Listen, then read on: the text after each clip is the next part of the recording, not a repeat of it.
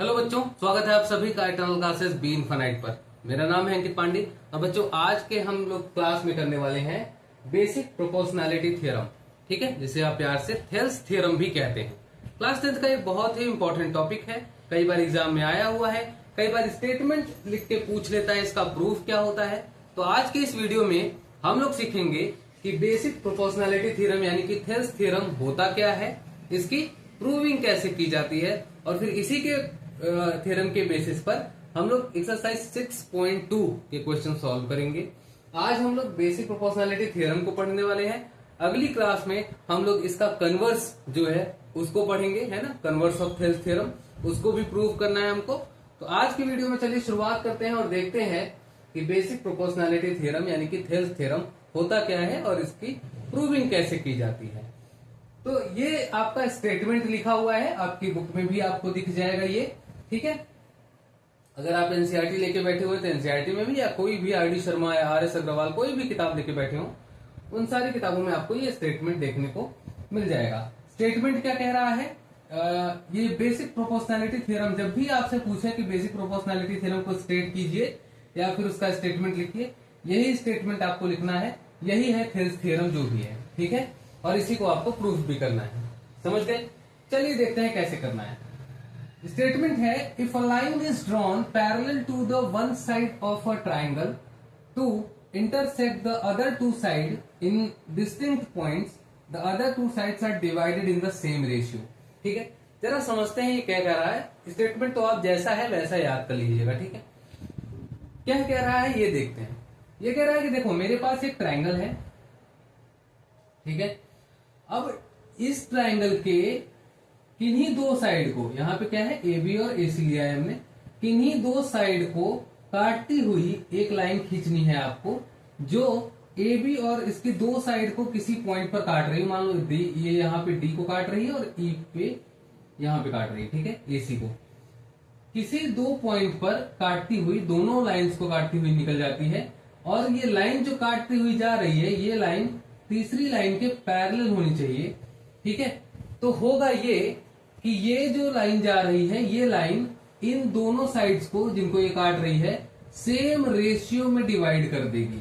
ठीक है, same ratio में डिवाइड कर देगी। ध्यान से सुनना, अगर ट्रायंगल ए बी सी है और line D E A B और ए सी को काटती हुई चली जा रही है, तो थेल्स थ्योरम के हिसाब से, है ना, और डी पैरेलल बी सी है अगर, तो थेल्स थ्योरम के हिसाब से ए बी और ए सी को डी सेम रेशियो में डिवाइड करेगी। ठीक है, ध्यान से समझना, ट्राइंगल ए बी सी को लाइन डी ए बी और ए सी पर कट करती हुई जा रही है और डी बी सी के पैरेलल है। ठीक है, उसके बाद ये कह रहे हैं कि डी जो डी है वो ए बी को और ए सी को सेम रेशियो में डिवाइड करेगी। समझ गए आप? ध्यान से सुनना, गिवन क्या क्या है। सबसे पहले गिवन, अब हम लोग करने जा रहे हैं इसका प्रूविंग। ठीक है, तो प्रूविंग में क्या करना है, सबसे पहले देखो गिवन क्या है हमको। गिवन क्या है, तो गिवन में अगर ध्यान से देखोगे तो हमारे पास देखो एक ट्रायंगल है, मान लो कि ट्रायंगल एबीसी है। ठीक है, जिसमें डीई पैरेलल है बीसी के। ठीक है, ये गिवन है। इसके अलावा D is a point on AB and E is a point on AC। ठीक है, D जो है वो ए बी पर एक पॉइंट है और ई जो है वो ए सी पर एक पॉइंट है, और डी ए बी और ए सी को काटती हुई जा रही है। ठीक है, समझ गए? तो ये हमारे पास गिवन है। अब ये देखो कि हमको प्रूव क्या करना है। ठीक है, तो आगे लिखोगे टू प्रूव, कि हमको ये तो समझ में आ गया, एक ट्राइंगल है, ट्राइंगल के बीच में से एक लाइन जा रही है, जो लाइन तीसरी लाइन के पैरेलल है ना, बीसी के पैरेलल है, और ए बी और ए सी को काटती हुई जा रही है। प्रूफ क्या करना है प्रूव ये करना है कि भाई डीई जो है वो एबी और एसी को सेम रेशियो में डिवाइड करेगी। सेम रेशियो में डिवाइड करने का मतलब ये है कि एडी अपॉन में DB equals to AE upon में ईसी। ठीक है, तो ये हमको प्रूव करना है, इसको आप ध्यान से लिख लीजिए, एई अपॉन में ईसी, ये हमको प्रूव करना है। अब देखो इसमें हम करेंगे क्या। ठीक है, तो जब हम प्रूव करने जाएंगे तो उससे पहले, प्रूविंग से पहले सबसे पहले हम एक थोड़ा सा कॉन्स्ट्रक्शन करेंगे। कॉन्स्ट्रक्शन क्या है हमारा, ध्यान से सुनना।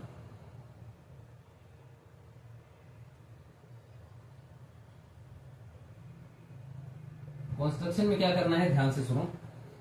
सबसे पहले तो हम देखो यहां पे क्या करेंगे, बी से ई को और सी से डी को जोड़ेंगे। ठीक है, ध्यान से सुनना।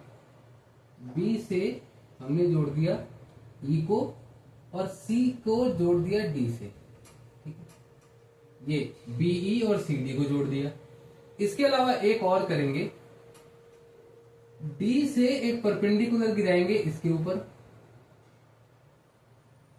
ठीक है, इसका मान लो एम है, और ई से एक परपेंडिकुलर गिराएंगे इस लाइन पर, इसका नाम मान लो एन है। ठीक है, अब सुनो ध्यान से, इसमें लिखोगे क्या, लिखोगे ज्वाइन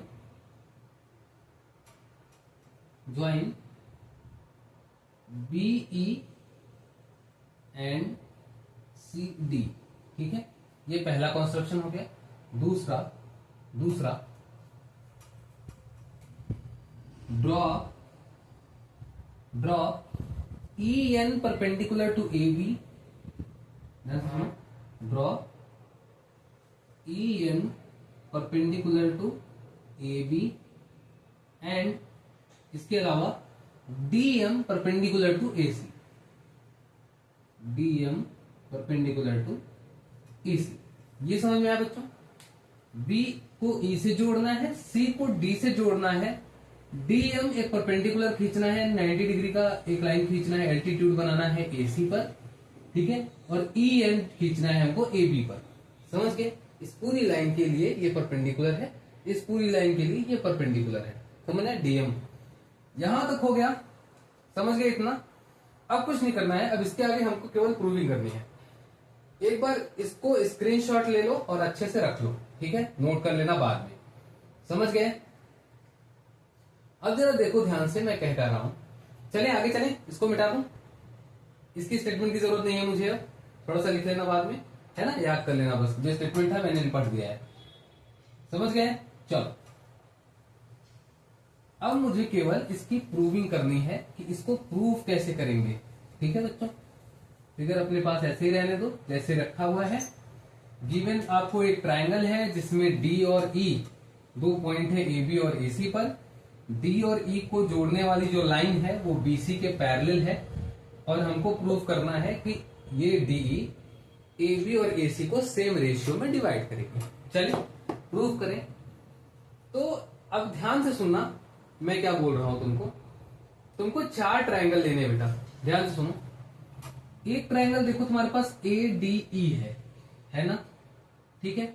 और इस तरफ अगर देखोगे तुम्हारे पास एक ट्राइंगल बी डी ई है, ये वाला, ठीक है। और उसी तरीके से अगर देखोगे तो उस तरफ भी एक ट्राइंगल ए डी ई है, और इस तरफ से एक ट्राइंगल हमने डी सी को जोड़ा है। तो ध्यान से सुनो, अब करना क्या है, कुछ मत करना, ध्यान से सुनो बस। सबसे पहले अगर तुम देखोगे तो एरिया ऑफ ट्राइंगल तुमको पता है क्या, एरिया ऑफ ट्राइंगल क्या होता है। तो एरिया ऑफ ट्राइंगल जो होता है वो होता है हाफ बेस इंटू हाइट, ये होता है हमारे पास, ठीक है। इतना पता है तुमको, है ना। तो एरिया ऑफ ट्राइंगल होता है हाफ बेस इंटू हाइट, समझ गए।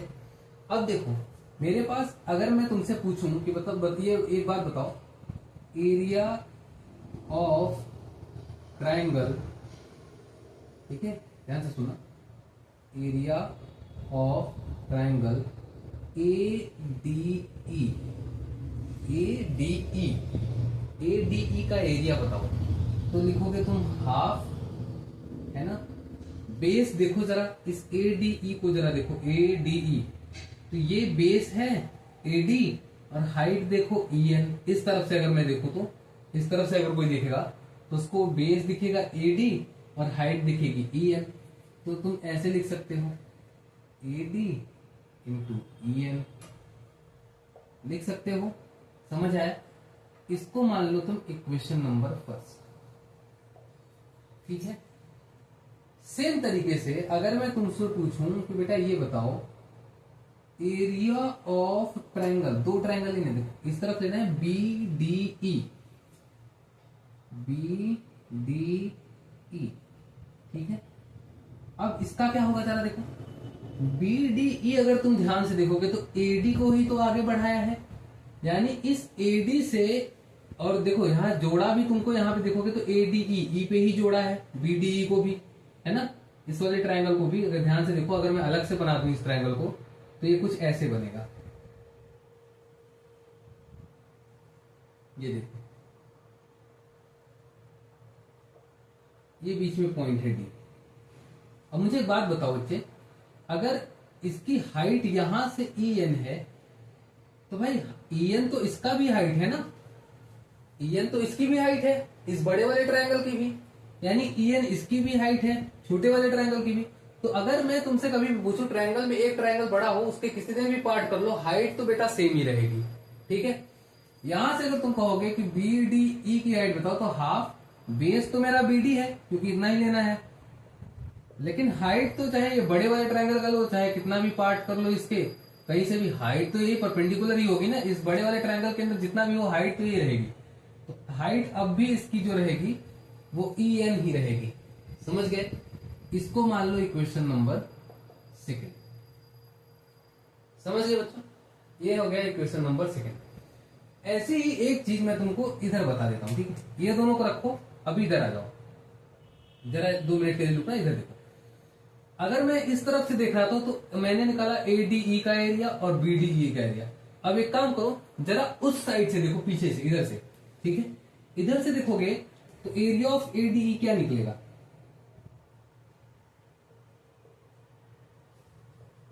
अगर पीछे से देखोगे तो एरिया ऑफ ADE क्या निकलेगा? हाफ, है ना। बेस देखो, इधर से बेस AD था, उधर से बेस क्या हो गया? उधर से बेस AE हो जाएगा, है ना।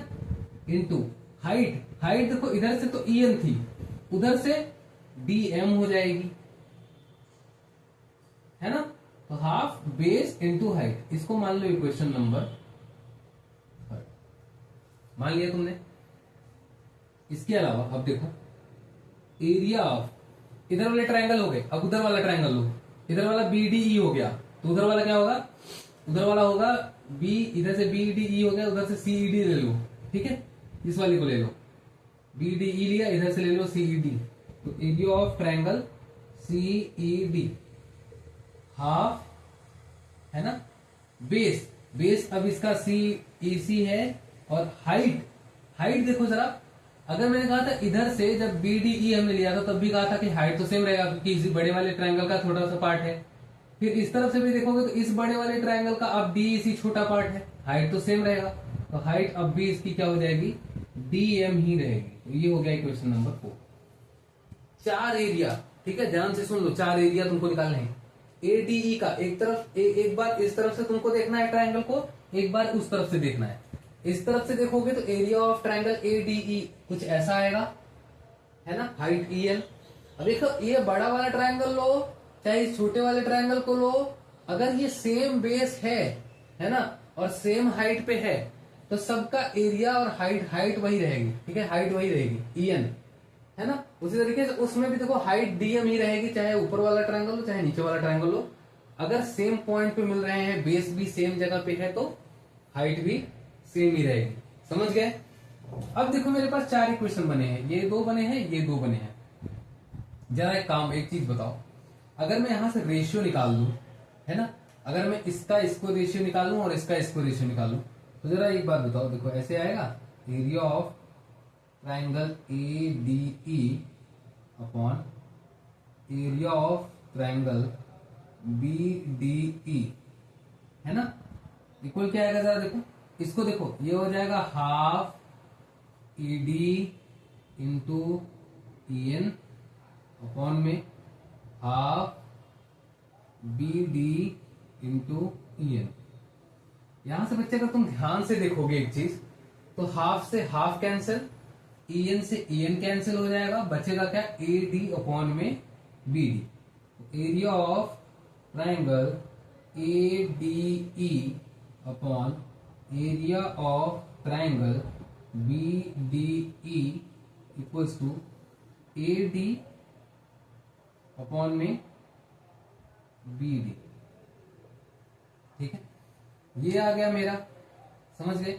अब इधर आ जाओ, सेम तरीके से इसको डिवाइड करो, तो area of triangle ADE upon area of triangle CED equals to हो जाएगा, ये देखो half into AE into DM upon में half into EC into DM।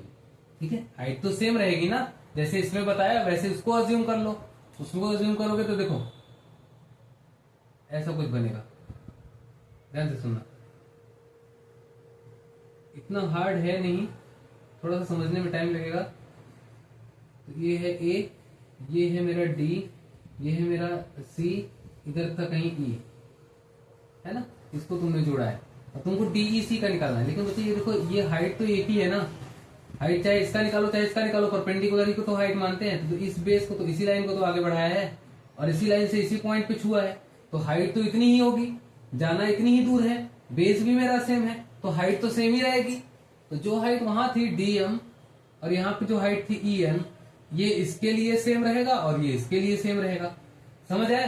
तो यहाँ पे DM जो छोटे और बड़े दोनों की हाइट DM हो जाएगी और यहाँ पे छोटे बड़े दोनों की हाइट EN हो जाएगी। अच्छा, यहां से हाफ हाफ कट जाएगा, DM कट जाएगा, बचेगा क्या देखो, बचेगा area of triangle ADE upon में area of triangle CED equals to, half से हाफ गया, DM से DM गया, बचा क्या AE अपॉन में EC। ठीक है, AE अपॉन में EC, है ना। अब मेरे पास ये दोनों चीज बची है, समझ गए। इतना नोट करो, फिर बताता हूं आगे क्या होगा। प्रूविंग इतनी भी आसान नहीं है, इतनी आसान क्या मतलब आसान है, थोड़ा सा घुमा रहा है बस। ठीक है, ये समझ गए अगर तो तुम कर लोगे। ठीक है, हाइट सेम रहेगी, किसी भी जगह पे बनाओ, है ना।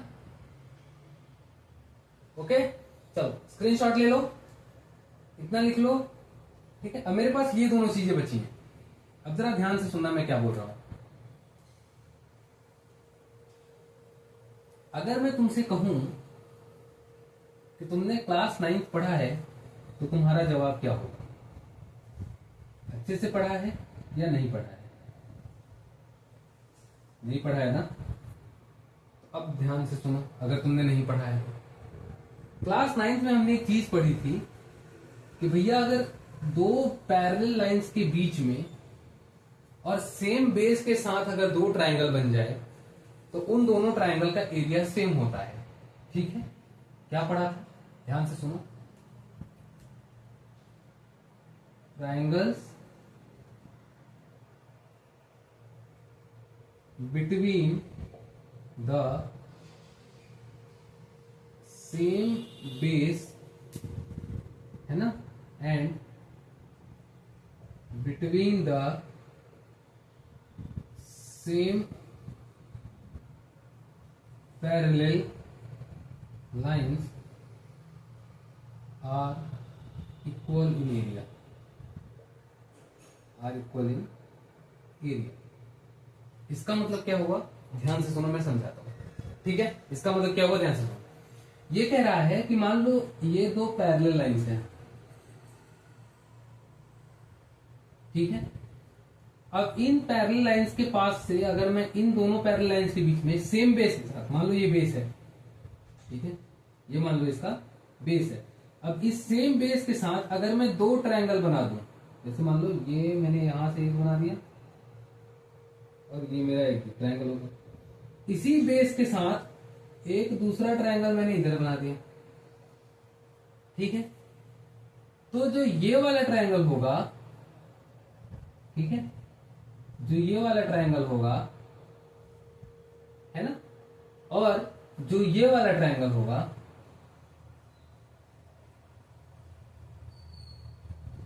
इनका बेस देखो सेम है, हाइट भी सेम है, तो उनका जब एरिया निकालोगे बच्चे तो उनका एरिया भी सेम आएगा।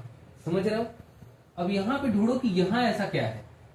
अगर तुम ध्यान से देखोगे तो बी डी ई का हमने एरिया निकाला है, तो बी डी ई का बेस देखो क्या है, डीई।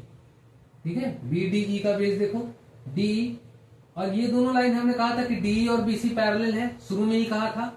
अब जरा ध्यान से सुनना, जरा एक सेकंड बना के देखो इसको, ऐसा बन रहा है ये कुछ, ये मेरा डी है, ये मेरा ई है, ये बी है, ये सी है, इसको हमने जोड़ा है इससे और इसको हमने जोड़ा है इससे। जरा सोचो कि अगर डी ई बी सी के पैरेलल है, अगर डी ई बी सी के पैरेलल है और डीई को बेस मान के, डीई को बेस मान के अगर मैं दो ट्रायंगल बनाऊं, तो देखो एक ट्रायंगल अगर ये वाला ले लूं और ये ट्रायंगल अगर ये वाला ले लूं, तो क्या ये दोनों ट्रायंगल इस रूल को फॉलो कर रहे हैं? भाई देखो दोनों पैरेलल लाइंस के बीच में है, दोनों का बेस सेम है, डीई बेस सेम है। अब यहां से दो ट्रायंगल बनाओगे तो इस रूल के हिसाब से अगर दो पैरेलल लाइंस के बीच में और सेम बेस के साथ अगर दो ट्रायंगल हैं तो उनका एरिया भी सेम होगा। यानी कि हम लिख सकते हैं area of triangle B D E equals to area of triangle C E D. लिख सकते हैं। क्यों लिख सकते हैं? क्योंकि भाई दोनों सेम बेस डी और सेम पैरेलल डी और बीसी के बीच पे ट्रायंगल है, इसलिए दोनों का एरिया सेम होगा। इस ट्रायंगल का एरिया और इस ट्रायंगल का एरिया, ठीक है, सेम होगा, क्योंकि दोनों का बेस सेम है, डीई है, और दोनों सेम पैरेलल लाइंस के बीच में है, बीसी और डीई सेम पैरेलल लाइंस के बीच में है, इसलिए दोनों का एरिया सेम होगा। अब सुनो, अगर दो इक्वल चीजें हैं और उन्हें दो सेम ही इक्वल चीजों से डिवाइड करोगे तो क्या उनकी वैल्यू तब भी सेम रहेगी? तुम कहोगे हाँ, कैसे पता? ध्यान से सुनो। अगर मैं कहूं कि बच्चों 6 इक्वल टू 6 है, होता है। अगर मैं कहूं कि एक काम करो, इन्हें दो इक्वल चीजों से डिवाइड कर दो, 2 और 2 से डिवाइड कर दो, तो क्या अब भी इनकी वैल्यू सेम रहेगी? रहेगी ना? अब ध्यान से सोचो, अगर ये दोनों इक्वल हैं और इन दोनों से मैं किसी चीज को डिवाइड कर दूं, तो मान लो मैं डिवाइड कर देता हूं एरिया ऑफ ट्रायंगल एडीई से। भाई ADE upon area of triangle BDE, है ना, इक्वल टू सेम सीईडी को भी, एरिया ऑफ ट्रायंगल सीईडी भी तो बराबर ही था।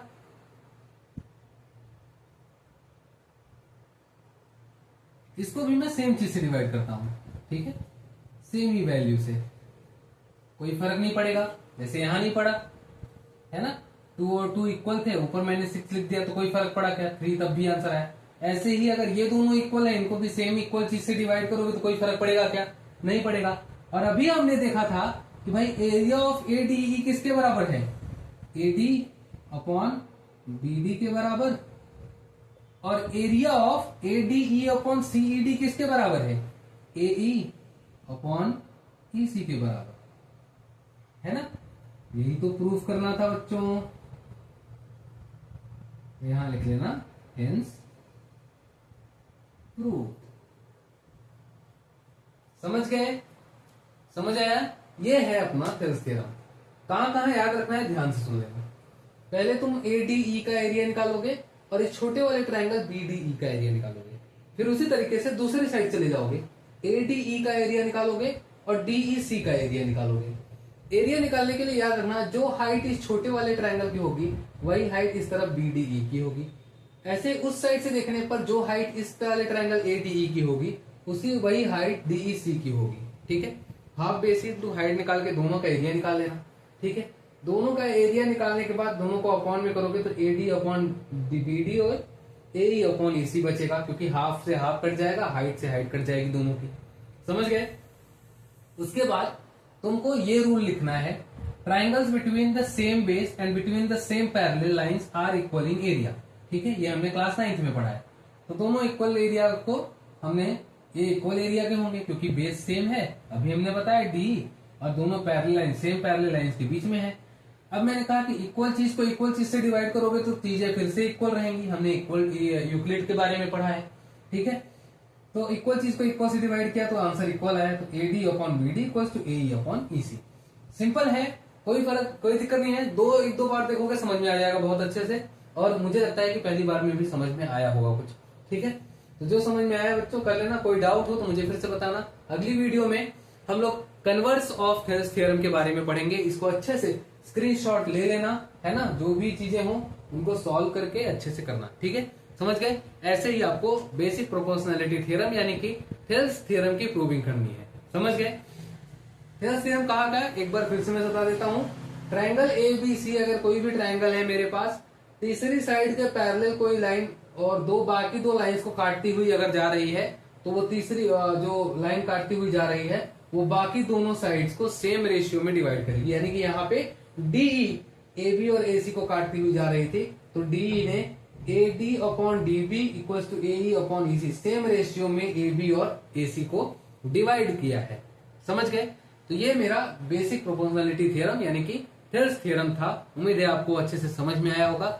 नेक्स्ट वीडियो में अपन कन्वर्स ऑफ थेल्स थ्योरम को प्रूव करेंगे। ठीक है, इसका उल्टा ठीक होता है, उसको प्रूव करेंगे। समझे? चलिए, अगर वीडियो पसंद आता है तो शेयर करिएगा, लाइक करिए। ठीक है, और चैनल पे मेरे साथ बने रहिएगा। ठीक है, ताकि आप पूरे सिलेबस को मेरे साथ कंप्लीट कर पाए अच्छे तरीके से। कोई डाउट हो कमेंट बॉक्स में जरूर लिखिएगा। मिलते हैं नेक्स्ट वीडियो में। Thank you so much.